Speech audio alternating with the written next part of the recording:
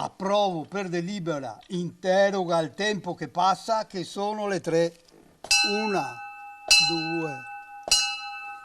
Bene, sono le 3. Tutti dormono. Via Queruspe. Residenti e comitati continuano nella loro battaglia contro la costruzione della torre in viale San Marco a Mestre.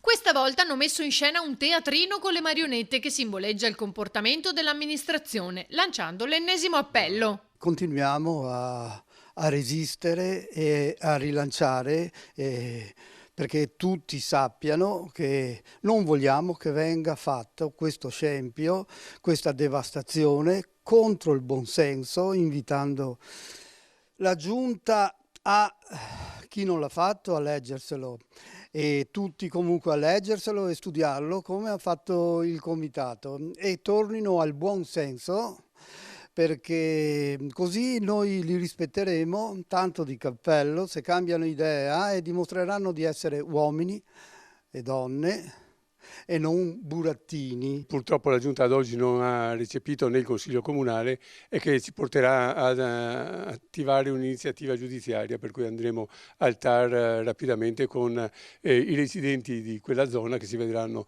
oscurato per parecchio tempo l'abitazione dove vivono, avranno 4 anni di cantieri che devasteranno la zona.